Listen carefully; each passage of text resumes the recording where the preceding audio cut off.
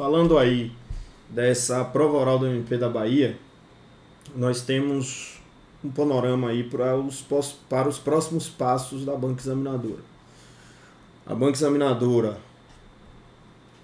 vai naturalmente publicar o resultado oficialmente, resultado provisório, haverá ainda etapa de concursos, de recursos, melhor dizendo, e ultrapassada essa etapa, com a divulgação da lista definitiva de aprovados, haverá a inscrição definitiva e apenas após será possível realizar a prova oral ou as provas orais.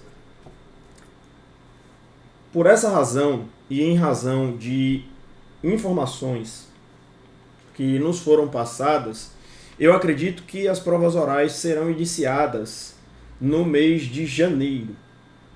Aqueles que me acompanham sabem que eu tenho muito cuidado para passar informações em relação a concursos.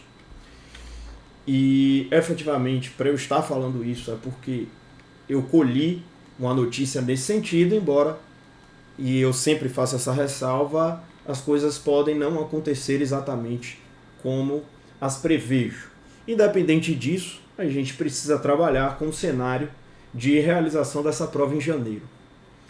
E como trabalhar com esse cenário? E o que fazer? Eu vou dividir essa abordagem do que fazer em dois aspectos. O primeiro aspecto é o que estudar e como estudar. Sobre o que estudar, eu acho que vocês devem continuar estudando os mesmos assuntos com a mesma subdivisão que vocês seguiram até a realização das provas discursivas.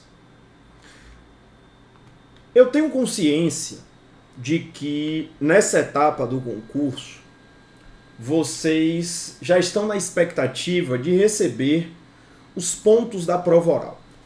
E aí eu vou explicar um pouco e reexplicar para alguns o que são esses pontos. No edital, mais especificamente um dos anexos do edital, nós temos os assuntos que podem ser cobrados dos candidatos durante o certame. Para a prova oral, a banca examinadora faz um recorte desses assuntos.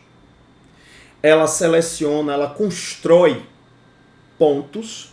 No meu concurso foram 15 pontos. E dentro desses pontos ela aponta temas que podem ser cobrados do candidato na prova oral, de acordo exatamente com essa divisão e com um sorteio que é realizado na hora da prova. Exemplificando, para concretizar melhor para vocês. Os examinadores vão pegar o edital, aí vão colocar assim, ponto 1. Aí vai ter lá, direito constitucional. Tema, controle de constitucionalidade. Direito administrativo, tema, administração direta e indireta. Direito eleitoral, tema. Ação de impugnação ao registro de candidatura. E assim sucessivamente. Será elencada cada uma das matérias do concurso de acordo com os grupos nos quais elas foram inseridas desde o início e que, inclusive, serviram de norte durante as provas discursivas. Vocês fizeram a prova do grupo 1, outra do grupo 2, outra do grupo 3, outra do grupo 4. E aí no grupo 1, vocês poderiam ser indagados sobre direito constitucional, direito administrativo e direito eleitoral. Na prova oral, isso continua. Vocês serão colocados diante dos 8 examinadores do concurso e eles indagarão sobre essas matérias e serão subdivididos nos grupos que já nortearam, repito, as provas discursivas e a prova objetiva. Pois bem, Depois de recortar o edital e subdividir em 15 pontos, a banca vai publicar para vocês esses pontos para que vocês possam se preparar. Quando ela deve publicar? Então, a gente imagina a prova oral para janeiro, ou as provas orais para janeiro. No edital está escrito que a banca tem um prazo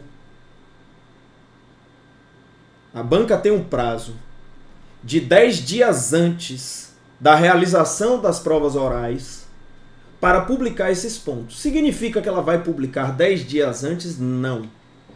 Esse é o limite para a publicação desses pontos.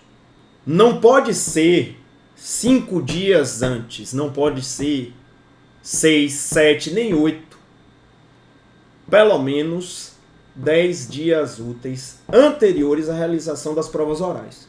No meu concurso, por exemplo, foi basicamente 2 meses antes da realização das provas orais. Certo? Então, o que é que se desenha aí no horizonte para vocês? O que é que eu faria, inclusive, se eu estivesse diante desse horizonte?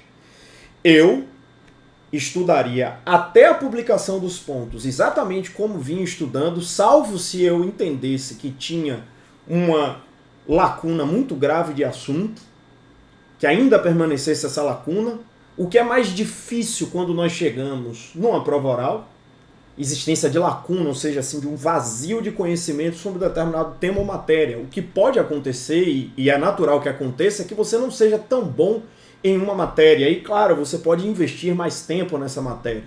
De toda sorte, o que nos leva a ter êxito em um concurso, em qualquer fase do concurso, é uma visão abrangente dos temas e matérias que são exigidos nesse concurso. E uma visão abrangente que seja capaz, na verdade, de fazer com que nós tenhamos uma repetição pujante daquilo que é mais cobrado, no mais das vezes, nos concursos públicos. No último concurso, como eu dizia, foram estabelecidos 15 pontos. E eu também pensei, bom, eu vou seguir os pontos do concurso anterior para ir estudando enquanto não publicam os pontos deste novo concurso. Porque eles não devem mudar muito os temas que serão eleitos. Naquela ocasião, vale dizer, havia até uma maior repetição dos examinadores em relação ao concurso anterior, o concurso realizado em 2015, por exemplo. Por exemplo, não, mas especificando para vocês, professor Marco Aurélio Amado estava em 2015, estava em 2018. Doutora Cleonice, a presidente da banca, estava em 2015 e 2018. Doutor Paulo Marcelo. Doutor Nivaldo. No entanto, os pontos foram substancialmente alterados.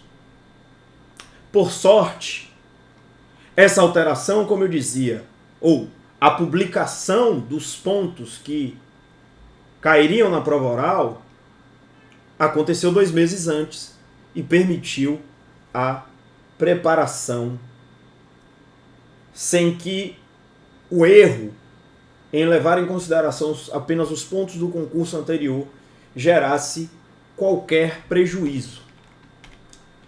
Para que vocês tenham uma visão de como devem ser esses pontos, eu tenho aqui como eu organizei esses pontos na minha prova no concurso, no último concurso do MP da Bahia. E aqui, pessoal, eu sorteei na ocasião o tema 12. Eu usei isso aqui, esse arquivo, para fazer um controle da minha leitura dos assuntos, de quantas vezes eu conseguia revisar, de onde eu procuraria, sinopse, lensa, teoria, material, enfim, leitura do próprio ECA. E foram 15 pontos. Em cada um desses pontos havia... Eu vou aproximar aqui um pouco para que vocês possam ver. Em cada um desses pontos havia temas de cada uma das matérias. Então, em eleitoral, o tema seria a IRC, do ponto que eu sorteei. Em administrativo, administração direta e indireta e os demais elementos inseridos dentro dessa temática. Em constitucional, omissão legislativa e inconstitucional. E assim sucessivamente. Aí chega lá na hora, os examinadores de cada uma das áreas vão perguntando sobre esses temas aqui que estão elencados no ponto que foi sorteado. Quando esses pontos saírem, vocês podem naturalmente estudar apenas de acordo com esses pontos. Mas até eles saírem, é temerário que vocês o façam. O outro lado da preparação para uma prova oral é a preparação do aspecto da oratória, de como vocês vão se apresentar, de como vocês vão conseguir produzir respostas com início, meio e fim, respostas bem elaboradas, inclusive e sobretudo quando vocês não souberem a priori aquilo que a banca examinadora quer. Se tem uma coisa que foi um diferencial, algo que eu considero que foi diferencial para mim, que proporcionou que eu tivesse o melhor desempenho na prova oral, é que eu sempre considerei que eu ia desconhecer alguma coisa ou algumas coisas que seriam indagadas durante a prova oral. Sempre esteve presente na minha cabeça a ideia de que eu não ia saber alguma coisa. E por isso, eu sempre me preparei para não saber coisas que o examinador me perguntasse. Com isso, eu sempre treinei de uma forma equânime as respostas daquilo que eu dominava e daquilo que eu não dominava. E aí, muitas vezes, em relação àquelas perguntas cujas respostas, aparentemente, no início eu não detinha, quando eu começava a falar, discorrer sobre o tema, eu conseguia alcançar o que o examinador queria. E nas situações em que eu não alcançava o que o examinador queria, ainda assim, eu conseguia obter alguma pontuação. Porque vejam, se vocês ficarem calados, vocês tiram 0. A partir do momento que vocês falam, é ônus do examinador justificar a nota que ele lhes dá. É partindo desses princípios, inclusive, que eu faço os treinamentos de prova oral. Algumas pessoas, em razão de o curso ter conteúdo jurídico para a primeira fase, para as provas discursivas, desconheciam o fato de que, após ingressar, inclusive, no Ministério Público, eu fiz uma pós-graduação em oratória já antecipando exatamente os treinos para a prova oral,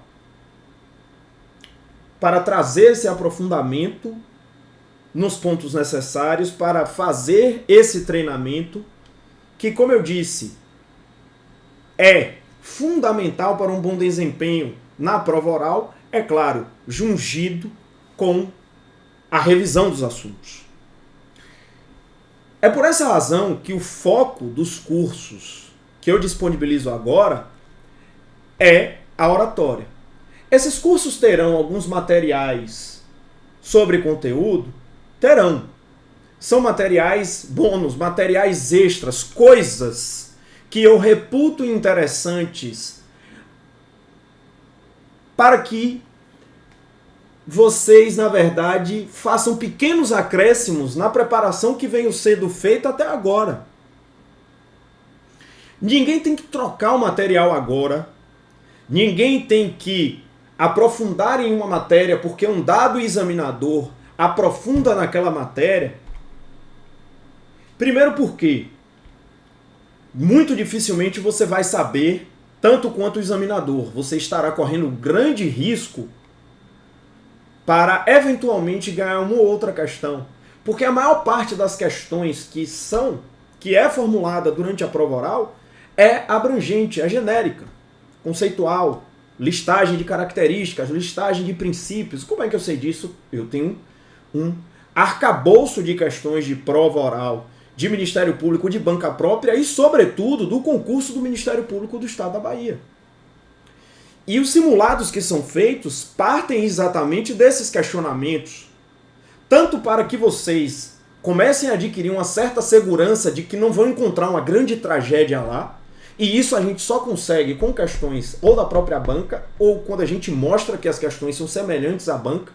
Então, há um processo que passa por caminhar pelas questões da banca e depois, eventualmente, em novas questões, vocês vão saber que tem a cara das questões da banca. Algo que eu fiz, inclusive, pensando nas provas discursivas com questões Sebrasp anteriores. Então, os alunos, quando liam as questões dos simulados que eu preparei, eles viam que os simulados correspondiam àquilo que o Sebrasp vinha fazendo, porque eles conheciam a linguagem do Sebrasp. Agora, pensando na prova oral, a gente vai lidar com a comissão do concurso, que será responsável por elaborar as perguntas e efetivar, concretizar essa etapa do certame. Mas aí, retomando aqui o fio da meada, e eu peço o foco a vocês, a outra razão para essa visão abrangente é a seguinte, e aqui eu volto à minha organização dos pontos. Eu, inclusive, vou disponibilizar isso também, embora não seja o enfoque, os pontos do concurso anterior, que podem ajudá-los em eventuais simulados que vocês façam com colegas. Eu não acho, repito, que vocês devam estudar com base nesses pontos, porque eles podem ser muito alterados. E aqui, retomando, havia no concurso anterior, em difusos e coletivos, eu vou começar aqui do ponto 1, em difusos e coletivos, o examinador Marco Aurélio era alguém com produção em direitos fundamentais e era um promotor da área de infância e juventude, certo?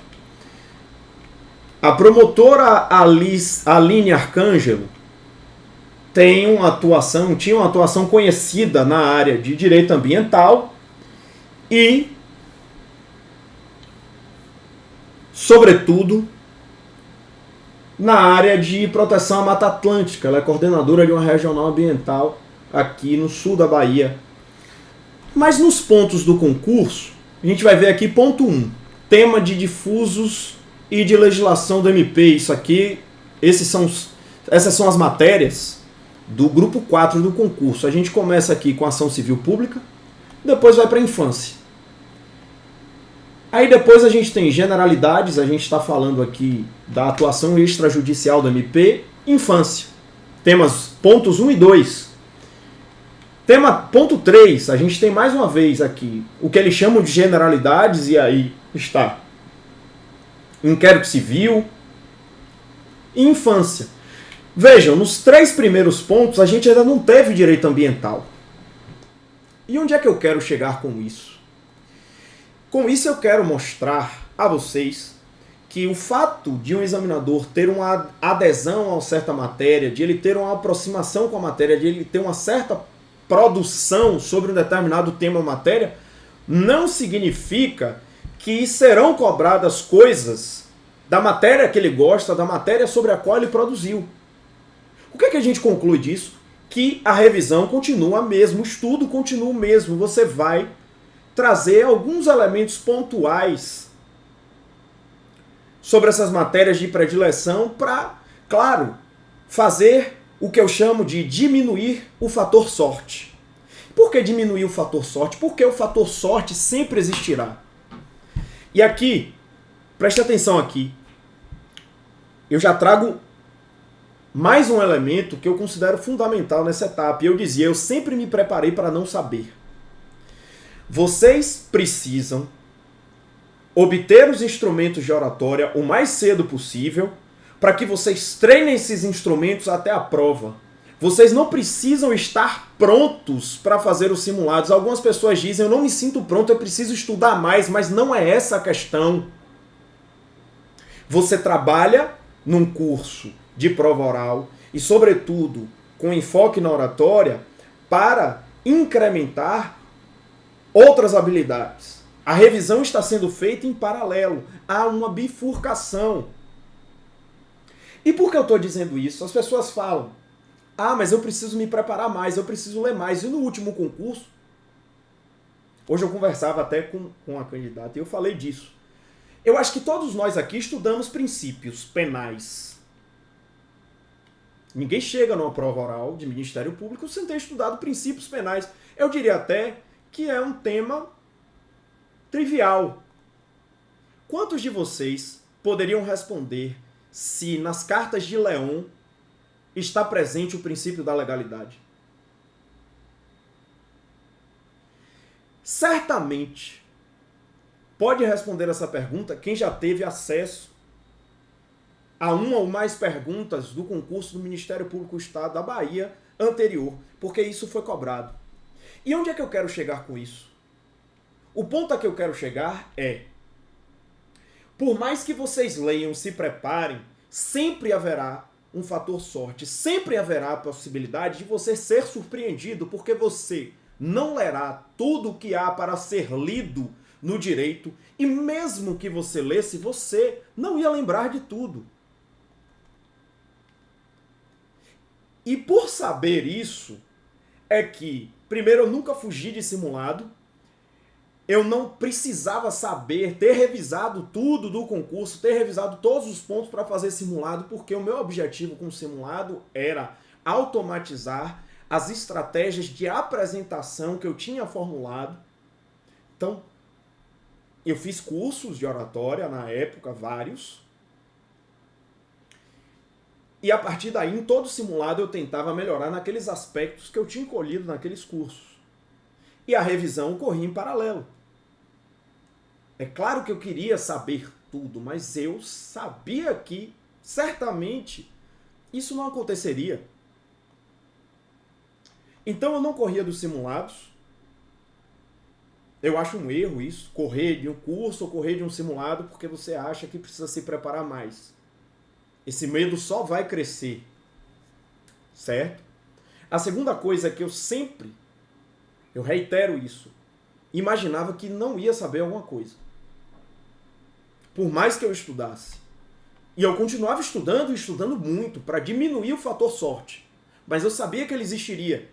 E a terceira coisa é, por mais que possa surgir uma pergunta inortodoxa, uma pergunta estranha, essas perguntas que ficam famosas, a prova oral não é feita só dessas perguntas. Você tem várias perguntas para buscar os pontos para a sua aprovação. E quando você tem essa consciência, essas perguntas muito difíceis, essas perguntas impossíveis, as perguntas que você, mesmo fazendo todo o esforço, no final não é capaz de responder, não te tiram do certame. Eu já divulguei amplamente o áudio da minha prova oral, para que as pessoas saibam até mesmo como ficou essa apresentação no dia. Já que eu falo tanto dessa preparação, de como eu construí, como eu cheguei até lá, eu achei por bem que fosse publicizado exatamente o meu desempenho. E, não obstante, não tenha sido fornecida a filmagem desse momento. E vocês podem perceber que havia uma padronização da resposta quando eu sabia muito bem ou quando eu não sabia. É óbvio que quando você domina um assunto, você fala melhor. Mas quando é dado o treinamento específico, a possibilidade de você aproximar o seu nível de resposta, certo? Quando você não tem tanto conhecimento sobre um determinado assunto. E eu falava do áudio da prova oral, para falar dessa padronização e para falar de um aspecto muito específico. Quem viu logo o começo da prova oral conseguiu perceber que eu não sabia a resposta em várias perguntas. quando começaram a me perguntar sobre o Comitê Internacional de Combate ao Racismo, eu desconhecia várias coisas. Por outro lado, isso não me destruiu, isso não me tirou da prova. Porque eu tinha um plano traçado, eu tinha uma estratégia traçada. Eu já tinha admitido a possibilidade de chegar lá e não saber alguma coisa. Então, no aspecto psicológico, isso não me derrubou. Isso é o outro ponto que é positivo, exatamente dessa forma de pensar. Particularmente, eu acredito que o curso, e é isso que é oferecido nos cursos, tanto no presencial quanto no online, eu acredito que esses cursos devem ser diretos, objetivos, passar para os alunos exatamente quais são as estratégias para iniciar uma resposta, para desenvolver, para concluir essa resposta, para construir essa resposta, não é de acordo com o que eu acho que é melhor, mas de acordo com a lógica do discurso. Logos é uma palavra que está ligada exatamente a discurso no seu nascedor. E para fazer isso, não são necessárias muitas horas falando de Aristóteles, fazendo piadas com autores famosos, com Perelman, não. É passar um conjunto de estratégias, e aí, quem acessa o curso, e aqui eu estou utilizando a plataforma para mostrar o acesso a isso, vocês vão ter acesso a um curso, a uma aula, em que eu falo de forma objetiva e claramente o que vocês devem fazer ou não na prova oral. Inclusive abordo o que fazer se der um branco, o que fazer se eu travar, devo ou não usar um exemplo, como usar o exemplo. Depois de visualizar exatamente o que eu espero, a gente vai para uma etapa de simulação. Para quê? Eu acho que vocês devem fazer simulados agora, até a prova, assim, toda semana. Eu faria dia sim, dia não, ou 2 vezes na semana. Mas os simulados do curso têm um objetivo diferente. Por quê? Porque eu vou cobrar de vocês exatamente a execução das estratégias que foram passadas na aula que eu acabei aqui de mostrar. E a partir disso aí, eu vou inclusive fazendo perguntas de modo a verificar como você utiliza essas estratégias, se você consegue ou não sair de situações ruins, porque a hora de errar é agora. Quanto mais vocês errarem agora e se prepararem, menos surpresas vocês podem ter durante o certame. Então a gente tem essa etapa do curso, um aspecto do curso que é expositivo e outro aspecto que é prático. Num aspecto prático, o que é que acontece? Os simulados são comigo, porque eu vejo o valor nesse lance do simulado ser com um professor apenas. Quando eu me preparava para a prova oral, eu também contratei vários cursos. E em alguns desses cursos, vocês são arguídos por vários professores. O professor que te assiste no final não sabe o que você melhorou, qual era o seu erro no início e como é que você estava ao fim. Você não tem uma noção de progressão, de evolução quando sai de um para o outro. É claro que cada um tem um estilo diferente de arguição. Mas no final, se o simulado é construído a partir do concurso, a partir do edital, mesmo o professor único precisa ser capaz de construir esse simulado de acordo com os variados examinadores, com as perguntas dos variados examinadores. A partir do quê? Do estudo desses examinadores, das tendências do concurso anterior e do que é encontrado, inclusive, na maioria dos concursos de Ministério Público.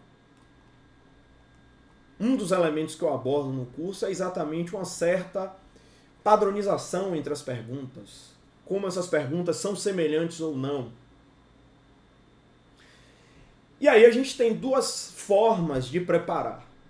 Existe um modelo online que gera uma facilitação que é de fazer com que o deslocamento seja desnecessário, mas que, por outro lado, tem um aspecto em que ele é inferior ao modelo presencial. Qual é o aspecto? No modelo presencial, a gente consegue corrigir todos os detalhes, todos os nuances da apresentação ali diretamente, e enxergar todos esses detalhes e todos esses nuances. No modelo online, vocês conseguem perceber que a minha câmera é ampla, vocês conseguem me ver, assim, ver todo o meu busto, ver toda a minha gesticulação. Mas não é essa qualidade de câmera que a gente vai encontrar em todos os computadores. Então, a tecnologia permite uma aproximação, mas pode ser inferior em alguns aspectos. Só que há pessoas que apenas podem realizar o treinamento no modelo online. Daí a gente ter o curso online. No curso online, a pessoa tem também acesso à plataforma. Aqui é a nossa plataforma. Elas têm acesso também a essa aula. Aqui nessa aba de materiais extras, eu vou colocar diversos materiais que eu reputo interessantes, que já foram selecionados até, para, mais uma vez, complementar os estudos. Então, eu sei, por exemplo, eu conheço os autores que são de predileção do examinador de penal. Então, eu pretendo listar esses autores, juntar fichamentos, resumos que eu tenho desses autores. Há um autor, inclusive, que foi citado nominalmente na última prova oral, cujos livros eu já tenho, mas são materiais extras, porque o estudo precisa ser feito com os materiais que você já tem, que você já vem utilizando. E esses materiais extras também não podem ser enormes. Eu não posso juntar um material de 10.000 páginas para depois dizer para vocês que eu acertei questões na prova. São coisas pontuais para que vocês consigam, claro, ter acesso a isso, fazer uma leitura, ainda que seja uma leitura horizontal. Entendem? Pois então, e aqui, retomando a nossa plataforma, quem contratou online vai ter acesso à aula, porque a aula de que eu falava precisa efetivamente ser assistida para vocês saberem o que eu espero de vocês nos simulados, e depois a gente vai treinando essas estratégias até o momento que vocês efetivamente conseguem utilizá-las de uma forma até automática, e vocês no modelo online têm direito a fazer 4 simulados comigo. Vocês agendam esse simulado depois. Aqui tem um link para que vocês falem comigo pelo próprio WhatsApp, e aí eu encaminho um aplicativo chamado Calendly, que tem a agenda com os horários. Vocês acessam esse aplicativo e marcam o horário, que dentre os horários que estão disponíveis, o horário mais interessante para vocês. O ponto fundamental em relação ao online que eu preciso frisar é que esses simulados precisam ser feitos nos próximos 45 dias. Por que isso? Eu tive uma experiência, e em todas as minhas experiências com os cursos de prova oral e com os demais cursos, etc., eu presto muita atenção nos feedbacks, tento fazer uma autocrítica quando eu acho que cabe uma autocrítica. Eu tive a experiência de ter um curso com muitos alunos. Os alunos deixaram para marcar os simulados para cima da prova, porque as pessoas, no fundo, têm medo. Elas acham que têm de estar prontas para o simulado, como se elas conseguissem antecipar todas as questões que podem ser feitas, o que não é verdade. Eu tenho certeza que, se eu quiser pensar uma pergunta maluca para pegar o aluno, eu vou conseguir. Então as pessoas deixaram os simulados para cima da prova, ficaram muitos simulados a fazer, todos colados na prova e com um tempo curto para a realização. Então a autocrítica que eu fiz foi no sentido de, bom, eu não vou mais permitir que isso aconteça, porque depois sobra para mim. Mesmo que eu tenha avisado, mesmo que eu tenha pedido seguidas vezes, isso cai no colo do curso. Então serão 45 dias para agendar. Quem não quiser ou não puder fazer nesses próximos 45 dias, convém que se matricule numa turma posterior. As pessoas que entrarem agora vão fazer os simulados nos próximos 45 dias. É um tempo absolutamente razoável para isso, até porque a minha ideia é que os simulados sejam feitos pelo menos semanalmente. E aí, depois que eu atender esse grupo de alunos, eu não olhei hoje em quantas pessoas estávamos, mas depois que eu atender esse grupo de alunos, nós abriremos inscrição para mais alguns alunos, de acordo com o que restar de calendário e enfim. Esses são os delineamentos básicos do curso online. Então há uma aula em que eu explico o que é que eu quero que você faça, como eu quero que você faça, de uma forma bem direta e objetiva. É um vídeo de 1 hora. Você não passa 4 horas vendo um monte de coisa data máxima vênia inútil e vai direto ao ponto. Depois no simulado a gente treina esses pontos. Qual é o prazo para realizar esses simulados? 45 dias. Eu quero fazer os simulados mais próximos da prova. Então, com todo o carinho do mundo, eu digo, espere para eventualmente se matricular depois, porque é algo que eu não vou permitir mais que aconteça muita gente assodada, com pouco horário, em cima da prova, para fazer simulado. Nem as pessoas ficam satisfeitas, nem eu. Tanto porque fica muito trabalho embolado, quanto também porque o trabalho não fica um trabalho de excelência. E não tem ninguém no mundo que me cobra mais do que eu mesmo. Certo? O curso presencial. Estou vendo que tem algumas dúvidas surgindo. Eu vou tirar todas as dúvidas na sequência, ok, pessoal? Não se preocupem. Podem, inclusive, continuar colocando as dúvidas e vou passar por cada uma delas. Mas, para fechar o raciocínio, eu vou falar do curso presencial. O curso presencial, vocês vão ter no curso presencial também acesso a essa plataforma com materiais e com essa aula em vídeo. Qual é a diferença? Ao se matricular, vocês vão ter turmas distintas, ok?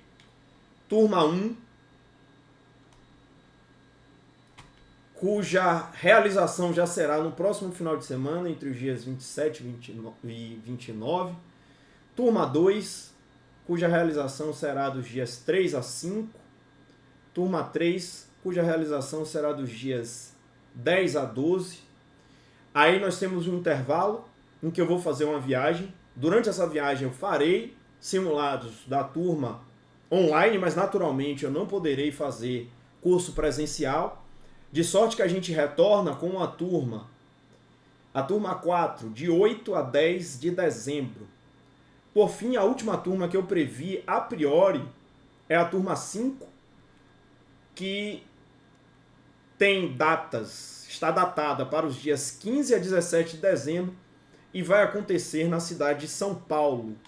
Algumas pessoas pediram para eu abrir uma turma em São Paulo para facilitar o deslocamento e eu criei um grupo com essas pessoas, abri uma votação para que fosse sinalizada a data de preferência e essa foi a data que venceu, certo?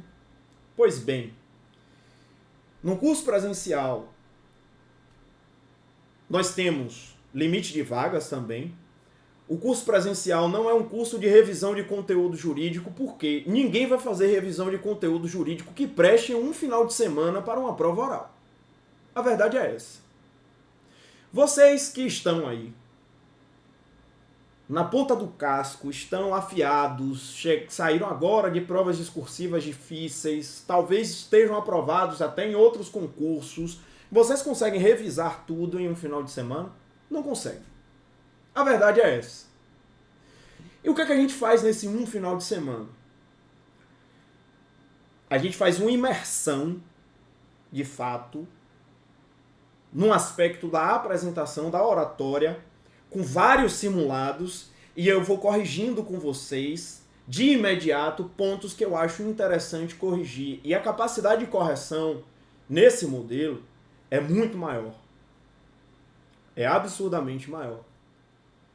Eu consigo, inclusive, trabalhar posicionamento dos pés, algo que no modelo online com a câmera é quase inviável. Certo? Como é que são esses simulados? São iguais à prova? Não são iguais à prova na extensão. Por quê? Se eu fizer um simulado de 1 hora com cada aluno, os outros alunos vão passar muito tempo sem fazer nada. Então nós fazemos diversas dinâmicas para que todos participem, muitas vezes, e seguidamente não fiquem ociosos.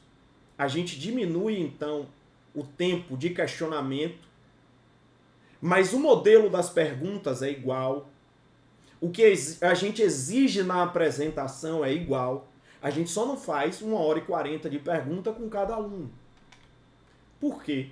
Porque o modelo presencial tem a necessidade de construção de turmas, e construindo uma turma a gente precisa exatamente atender o máximo de pessoas a todo tempo. Para fazer essas correções, como eu dizia, eu faço correções de imediato, às vezes a gente faz uma filmagem da apresentação e trabalha aquela filmagem com os alunos, certo? E aí vocês podem ficar se perguntando, mas o online o simulado é maior. No online, um simulado é efetivamente maior, mas você vai fazer várias sessões de perguntas durante o final de semana. Eu abri apenas 15 vagas por encontro presencial. Quando eu fiz esse curso no passado, eu abri até um número menor de vagas, mas eu fazia apenas sábado e domingo. Eu aumentei um turno do curso, ampliei um pouquinho o número de alunos que podem participar para que a gente possa trabalhar muito tempo com cada aluno. Certo? Eu não tenho dúvidas de que o curso presencial traz um tipo de progressão no aspecto da oratória que o online não traz. Mas, para muitos, como eu dizia, o online é a única alternativa. E algo que eu adoto para a minha vida é o seguinte ditado: a busca do perfeito impede que a gente aproveite o bom. Com isso, para fechar esse apontamento de como é esse curso para a prova oral presencial, vocês se matriculam de acordo com a data que é de predileção de vocês. Nós faremos esse curso na Faculdade Baiana de Direito. E lá, como eu dizia, nós nos encontraremos na sexta-noite, durante o sábado inteiro, durante o domingo inteiro, e trabalharemos a oratória de cada um de vocês, num número máximo de 15 pessoas, certo? Também não vou me esgoelar para atingir essas 15 pessoas. Se nós estivermos com 10 pessoas, vamos fazer com as 10, vamos trabalhar com todas elas. E assim, o ponto fundamental é: eu estou fazendo esse esforço, inclusive eu tirei férias do Ministério Público durante o mês de novembro para fazer mais turmas, para que eu atenda um número, assim, um maior número de pessoas que eu puder. Nos cursos das provas discursivas, juntando todas as turmas, nós tivemos basicamente 100 alunos, e eu fiquei pensando assim, em muitos que talvez não fossem, que talvez eventualmente não fossem assistidos. Então, fiquei pensando um modelo de assistir o maior número de pessoas, certo? O curso tem enfoque em oratória. Por que não há vários professores? Porque eu não conheço vários professores de direito que são pós-graduados em oratória, que vão fazer esse trabalho. Porque se for para chegar lá, fazer uma banca, fingir que sou um examinador truculento, qualquer um pode fazer isso. Ah, eu vou fazer aqui o meu papel de examinador truculento para avaliar se o aluno tem a habilidade de se manter frio e calmo sob pressão. Qualquer um faz isso. Não é esse o trabalho que é feito. Não é esse o trabalho que é feito. Quem já fez um curso desse presencial pode opinar. Inclusive, numa última live, alguém que já tinha feito o curso estava conversando, explicando para o pessoal, para ver exatamente o que é feito, certo? Até porque, se fosse para eu chamar vários professores para fazer essas bancas que o pessoal junta uma galera, fica parecendo uma gincana, dava para fazer turma de 30, 40, 50 alunos, que é normalmente o que fazem por aí. Não é assim que funciona. E quem se matricular e participar vai ver como funciona e vai ver qual é o diferencial. Também, é como eu dizia, existem inúmeras opções, claro. Cada um tem suas predileções. Eu respeito todas as predileções, todas as formas de trabalhar, certo? E não existe só um caminho que leva à aprovação. Por outro lado, eu tenho as minhas convicções, foram essas as convicções que foram subjacentes, inclusive, à construção do curso nas outras etapas. E foram etapas em que eu tive muitos feedbacks positivos, graças a Deus. E hoje, inclusive, eu descobri que até copiaram minha peça em uma outra preparação, certo? O que, de certa forma, é um lisonjeio. Então, pessoal, como eu dizia, eu agendei essa aula para falar sobre o que deve ser a prova oral e falar sobre os cursos e esclarecer como eles devem funcionar, a diferença de cada um deles. Ok? Com isso eu vou encerrar a gravação, mas vou ainda tirar todas as dúvidas que vocês têm.